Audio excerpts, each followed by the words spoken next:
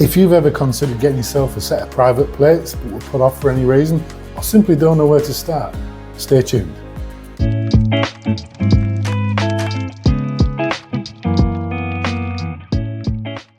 Hi, I'm Nige of the North, and this week I did something I thought I'd never do.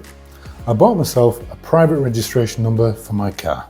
When I first bought Nelly, I was tempted to think about getting some plates, but I had a look around and I was trying to think of variations of my name and things that would suit the car, and nothing really quite fit.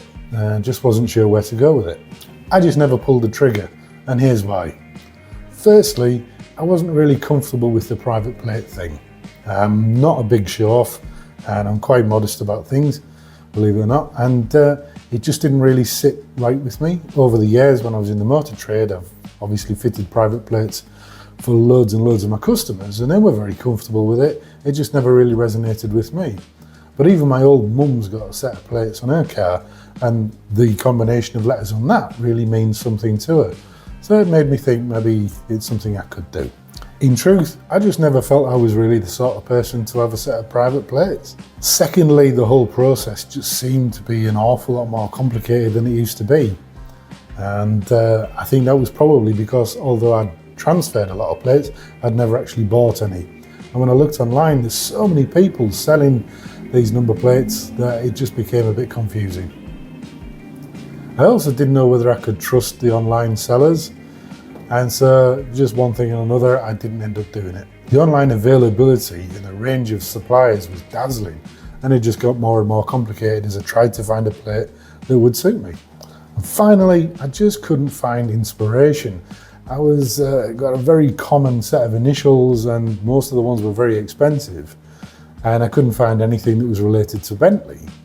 And I wasn't sure if that was a bit corny in some way too. I say I'm a bit shy about these things. And so I just shelved the whole idea. Well, last weekend, in a state of advanced refreshment, I was watching one of my favourite ever movies, and the inspiration suddenly came to me.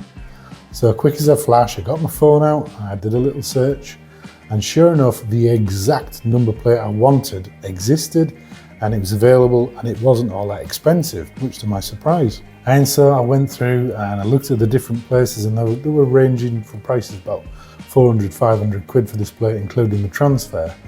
But fortunately, I do have a fail-safe whenever I'm drunk, or even had anything to drink at all. I never buy anything online till the next day. So I woke up the next morning, did another search, and found out that there were several dealers had this same plate. And then it clicked with me that nobody had actually owned this plate. It still belonged to DVLA, or it was with them on their books. So I went to the .gov website, and sure enough, it was there. And not only was it there, it was about 89 quid cheaper than all of the online suppliers who were obviously quite rightfully making a profit. So I pressed go, and that was it. I was the owner of a number plate. And I sat back and dreamt about how my car would look with this fancy plate that nobody else would understand, I don't think. What's next though? So what do you have to do? Well, once you've ordered and paid for your plate, DVLA will send you an email confirming that, and they will put in the post a certificate called a V750. This is a certificate of entitlement in the UK. And it actually arrived really quickly. It was within 2 days. So I ordered it on the Sunday, it was back here on Tuesday. I was really impressed with that. You get a full 10 years to use this certificate, after which you lose it, but you can put it on a reservation certificate, which is slightly different and a bit more complicated to exchange from. The next step for me was to order a new set of number plates. Now in the old days, everybody made number plates, and nowadays you need a special license. And so I Googled it, and there were several local suppliers, including Halfords, who wanted, I think, 39 quid for a pair, which I didn't think was too bad.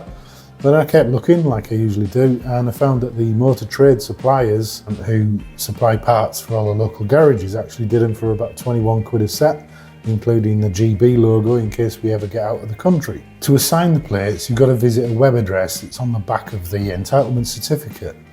And the process is fairly straightforward. You need your V5 document and your V750.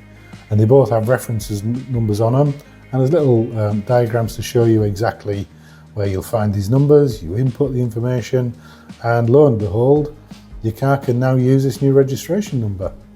You need to contact your insurance company, obviously, And I thought, this is where we get stung, 45 quid or whatever, just changing the reg number on my policy, but not so. Because most insurance companies allow you to create an online profile, which is what I did, I was able to go online and simply change the registration number with no fee. So I was really pleased about that. One point about using DVLA's online form, which is a bit strange, but I think it's in beta mode at the moment, is that it's only available between 7 AM and 7 PM. So when I tried it last night at 8 o'clock, I got a bit of a shock. It said it couldn't do it. And then I read the paperwork, and on there it actually says 7 to 7. It doesn't say anything on the website, which would be really helpful, but I've given them some feedback about that. Now, interestingly, in the old days, it could take literally weeks to get a vehicle's registration number changed. This is because of snail mail and the lack of linked databases which we have nowadays, whereby the authorities can check if you're MOT'd, if you're taxed, if you're the owner, if all the details you've given them are correct, and you've got those two documents and they're all right. It went through really straightforward and very quickly. The process would be different if you were buying a new car which wasn't in your name. You'd have to wait till you had the V5 to do it. So with a gleam in my eye and my hat on 3 hairs, I ventured out to the street with a stick of silicone, a gun and some gaffer tape to start the job.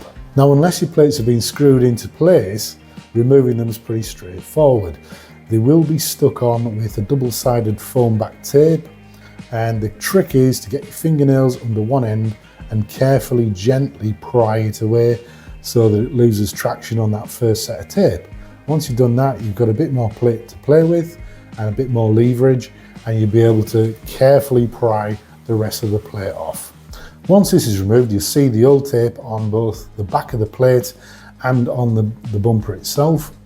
Now, unless you're the sort of person who likes to spend his days off in the street swearing at his car and getting his fingers really gummy, then I just recommend you leave it where it is and apply a decent bead of a silicone adhesive between the stripes of tape.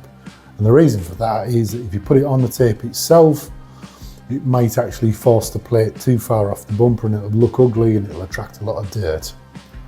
Once you've done that, press the plate into place, make sure that you've got the gaps right, top and bottom, and that it's on straight. If you haven't, simply pull it back off, repeat the siliconing process and have another go. Once in place, use your gaffer tape and tape the plate in place and leave it there for at least 6 hours. That's generally enough as long as it's fairly warm. Et voila! Yeah, your car is now sporting a fancy set of plates and you can hob and knob with the best of them. Incidentally, props to anybody who can tell me what the inspiration for my number plate was. You've got the clues, and if you're new to the channel, then you maybe need to watch a few more videos, but there's a certain subject that I'm really interested in, and when you figure it out, it'll be fairly obvious. The challenge is on. If you like this video for any reason and you want to see me make a tit of myself on others, please like, subscribe, and share it with other people, and please do comment with your guesses about what the inspiration from a number plate was. If you've got any questions, please also put them in there. I'd be very glad to help with anything that you're interested in doing in the future on your car. And if you like this video, then you might want to have a look at this playlist here, which is about quick fixes on your Bentley. All the best and happy motoring.